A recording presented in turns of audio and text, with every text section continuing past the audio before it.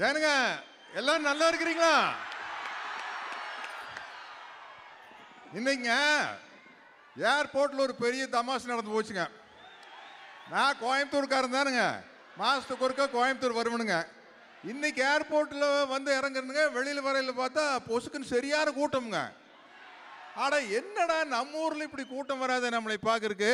வெளியூர் நாளும் கூட ஓகேன்னு போனாங்க, நம்மளுக்கு ஒரு பொக்கே கொடுத்து நம்மளுக்கு ஒரு சால்வை போத்துனாங்க.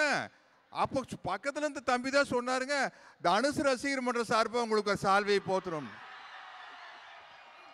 தெரிஞ்சு போச்சுடா டேய், தெரிஞ்சு போச்சுக்கோ, இது நம்மளுக்காக வந்த கூட்டம் இல்லைங்க, நம்ம தம்பி தனுசுக்காக வந்த கூட்டம் தெரிஞ்சு போச்சுங்க.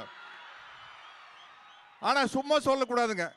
எப்படி நம்ம தம்பி தனுசு வந்து ரொம்ப அமைதியானவரோ அழகானவரோ ரொம்ப மரியாதையானவரோ, அதே மாதிரிங்க அவரோட தம்பியான உங்களையெல்லாம் வளர்த்தி வச்சிருக்காருங்க. ரொம்ப மரியாதையை கொண்டு போய்ங்க நம்மளை காரில் ஏற்றி விட்டு அனுப்புனாங்க. அதுக்கு வந்து உங்களுக்கு நன்றி சொல்கிறேன். உங்களை நல்லபடியாக நல்ல புத்தி சொல்லி வளர்த்துன்னு என் தம்பி தனுசுக்கு நன்றி சொல்கிறேனுங்க. நம்மளுக்குங்க ரொம்ப நாளாக ஒரு ஆசைங்க, தம்பி தனுசு கூட நடிக்கணும்னு. அது பாருங்க, ஒரே படத்தில் வந்து அவர் கூடையும் நடிக்கிற மாதிரி ஆகிப்போச்சுங்க, அவர் டைரக்ஷன்லையும் நடிக்கிற மாதிரி ஆகிப்போச்சுங்க. ஆனால் சாதாரண டைரக்ஷன் இல்லைங்க, நானும் ராஜமௌழி முதல் கொண்டு நடித்து பார்த்துனுங்க. இவர்கிட்ட நடிக்கிறது ரொம்ப சிரமங்க. இவர் வந்து இப்படித்தான் நடிக்கணும் அப்படின்னு இந்த பக்கம் அந்த பக்கம் கொஞ்சம் கூட அசைய முடியாதுங்க. ஆனால் ஒன்று மட்டும் தெரியுதுங்க, இட்லி கடை வந்து பட்டையை கிளப்பி போகுதுங்க, அது மட்டும் கண்டிப்பாக தெரியுதுங்க.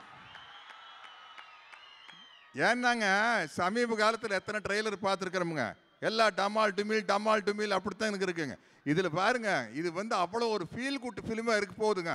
நீங்கள் வந்து ஒரு படத்தில் சிரிக்கோன்னு நினச்ச ஒரு டைரக்டர் காட்சி வச்சாருன்னா எல்லாரும் சிரிக்கணுங்க. அழுகாட்சி வரோன்னு நினச்சி காட்சி வச்சா எல்லாருக்கும் அழுகாட்சி வரணுங்க. எகிரி அடிக்கும் போது கை தட்டணும்னு நினச்சா கை தட்டணுங்க. அதுக்கு பேர் தானுங்க சினிமா, அதுதானுங்க இட்லி கடை. ஏன்னா இந்த இட்லி கடை படத்தோட தயாரிப்பாளர்கள் 2 பேர் வந்திருக்கிறாங்க பாருங்க, ஆகாஷ் ஸ்ரேயாஸ். அவங்க மூஞ்சி பாருங்க, இப்போவே கணக்கு போடுறாங்க, அள்ளன்னு அள்ள போகிறாங்க காசை, பின்னு போகிறாங்க, செமையாக கல்லா கட்டு போகிறாங்க. அது அவங்க முகத்துலேயே தெரியுதுங்க. ஏன்னா நம்மளுக்கு யார் மியூசிக் யாருங்க, ஜிவி பிரகாஷுகோ. எப்படி இருக்கா ஒரு மியூசிக் யோசிச்சு பாருங்க. ஆனால் பாருங்க, நம்மெல்லாம் என்ன நினச்சிட்டோம்னாங்க, இந்த கோயம்புத்தூர்காரங்களுக்கு தான் லொல்லு ஜாஸ்தின்னு நினச்சிட்டு இருக்கிறேனுங்க. இல்லைங்க, நம்ம கோயம்புத்தூர்காரங்க மாதிரி 10 மடங்கு லொல்லு நம்ம தம்பி பார்த்திபனுக்கு இருக்குதுங்க. லொல்லு பேசும்போது கேட்டீங்களுங்க எப்படி லொல்லுன்ட்டுங்க. ஒன்றும் இல்லைங்க, ஒரு ஃபங்க்ஷனுக்கு நானும் தம்பி பார்த்திபனும் போயிருக்கிறோம். அதை முடிச்சு போட்டு நான் வேற ஒரு ஃபங்க்ஷனுக்கு போகணும். தம்பி பார்த்திபன்ட்டு கேட்குறேன், ஏனுங்க தம்பி பார்த்திபன் இங்கேருந்து அங்கே போகிறதுக்கு ஒரு அரை மணி நேரம் ஆகி போய்ங்களா அப்படிங்கிற. கண்டிப்பாக ஆகி போயிடும் சார். இல்லை கொஞ்சம் சீக்கிரம் போகணும் சார். கண்டிப்பாக அரை மணி நேரம் ஆகுங்க சார். நீங்கள் காரில் ஃப்ரண்ட் சீட்டில் உட்காந்துட்டு போனீங்கனாலும் கூட அரை மணி நேரம் ஆக போய் சார் அப்படிங்கிறாருங்க. இதெல்லாம் கொழுப்பு தானுங்க. பேக் சீட்டில் உட்காந்துட்டு போனால் ஃப்ரண்ட் சீட்டில் உட்காந்துட்டு போனாலும் கூட அரை மணி நேரம் ஆகி போயிருங்க அப்படிங்கிறாரு. அப்புறம் நம்ம வாய் வச்சு சும்மா இருக்க முடியுமா? ஏட்டி போட்டி ஏதாச்சும் ஒன்று பேசணும் இல்லை. எனக்கு பார்த்தவன் பானட் மேலே உட்காந்துட்டு போனால் எப்படி இருக்குங்கன்னு கேட்டேன். பானட் மேலே உட்காந்துட்டு போனீங்கன்னா நீங்கள் அங்கே போக முடியாதுங்க, மேலே தானுங்க போக முடியும் அப்படிங்கிறாரு. இப்படிப்பட்ட ஆளுகள்லாம் சேர்ந்து ஒரு நிகழ்ச்சியில் இருக்கிறது ரொம்ப சந்தோஷமாக இருக்குங்க. நம்ம தம்பி தனுசு நேஷனல் விருது வாங்கியாச்சுங்க, தேசிய விருது வாங்கியாச்சு.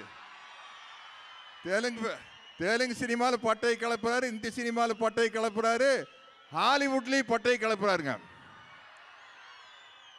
ஆனால் நம்ம ஊருக்காரங்க எப்படின்னாங்க, கோயம்புத்தூர்காரங்க போய் பெருசாக கான்வென்ட்லாம் படிச்சுட்டு வருவாங்க. இங்கிலீஷ் மரியாதையை பேசி கேட்டுருக்கிறீங்களா? இங்கிலீஷுங்க எங்கள் ஊருக்காரர் பேசுவாங்க. மச்சா எஸ்டர்டே ஐ கேமுங்க மச்சா, ஐ வாண்ட் டு see youங்க மச்சா. எஸ்டர்டேங்க ஐ கேம் டு பொள்ளாச்சிங்க. I am waiting for such a long time, but you were never turned up. Then I don't know what to do. Then I came back. I went there and Attai gave me Italy super. Fantastic. இப்படி இங்கிலீஷே மரியாதையாக பேசுகிற ஆளுங்க நம்ம கோயம்புத்தூர்காரங்க தான். எனக்கு என்ன சந்தோஷம்னாங்க, இப்போ இவ்வளோ ஒரு அருமையான படத்தோட ட்ரெய்லரை நியாயப்படி சென்னையில் தானுங்க ரிலீஸ் பண்ணுவாங்க. ஆனால் நம்ம தம்பி தனுசு நம்ம கோயம்புத்தூர் மேலே ஸ்பெஷலாக ஒரு பாசத்தை வச்சுக்கிட்டு கோயம்புத்தூரில் வந்து ட்ரெய்லர் ரிலீஸ் பண்ணார் பாருங்க.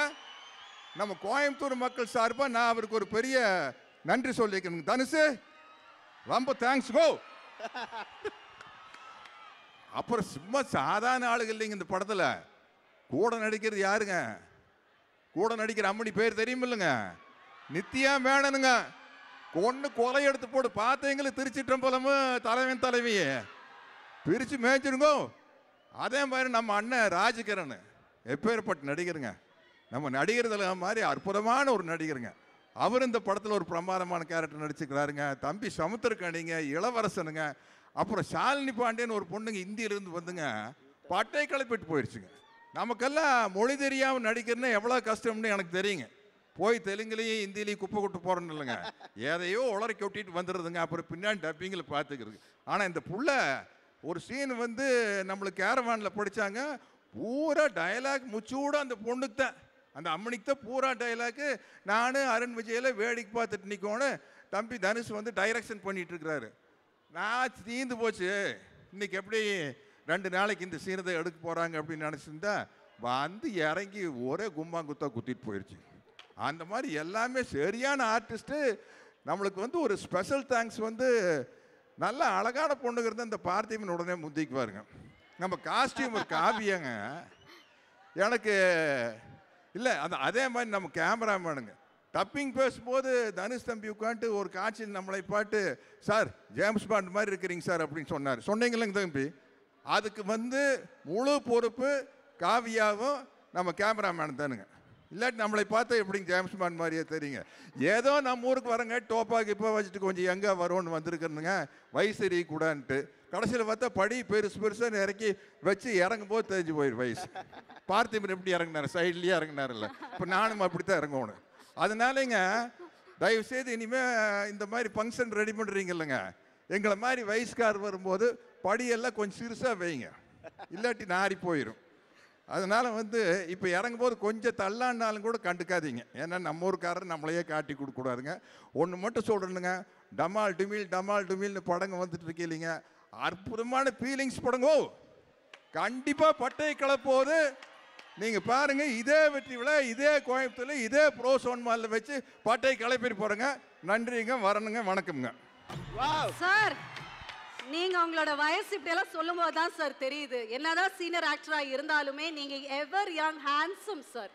அண்ட் இன்னொரு விஷயம், நம்மளோட கோவை தமிழ்லயே அப்படியே குசும்போட நையாண்டியோட கலந்து மொத்த கான்வர்சேஷன் எவ்வளவு அழகா பேசிட்டா இருப்பாரு. இங்கிலீஷே மரியாதையா ரொம்ப சூப்பரா வந்து பண்ணிட்டாரு. ஷோ பார்க்கறவங்க அவ்வளவு எங்கேஜிங்கா இருக்கும் சார். நீங்க எப்ப மேடையில. Thank you so much. Sathyaraj சாருக்கு மீண்டும் ஒரு பெரிய கைத்தட்டல்.